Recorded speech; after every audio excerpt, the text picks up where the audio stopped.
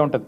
నిజంగా మంత్రికి చిత్తశుద్ధి ఉంటే నేను రాజీనామా చేస్తా అని హుంకారాలు చేస్తున్నాడు. నేను చూసిన మంత్రి గారు, నేను అడుగుతా ఉన్నా, నిజంగా నీకు చిత్తశుద్ధి ఉంటే నువ్వు రా, మీరు నేను ఇద్దరం కలిసి హైకోర్టు సీజే దగ్గర పోదాం, వెంటనే సిట్టింగ్ జడ్జితోని ఎంక్వైరీని అడుగుదాం. సిట్టింగ్ జడ్జి గారు కనుక ఇందులో ఏం జరగలేదు మొత్తం పెట్టండి, ఫైల్స్ ఆయన ముంగట గతము ఇప్పుడు మొత్తం పెట్టండి, తప్పులేం జరగలేదు అని ఒకవేళ వారు తీర్పునిస్తే ఆయన రాజీనామా అన్నాడు కదా, రాజీనామా కాదు, నేను రాజకీయ సన్యాసం చేస్తా.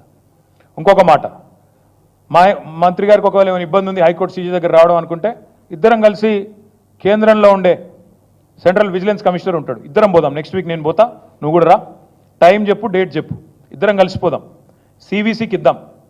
మంత్రి గారికి నేను ముందే చెప్తా ఉన్నా, ఇప్పటికైనా తప్పు సరిదిద్దుకోండి, వెంటనే టెండర్లు రద్దు చేయండి.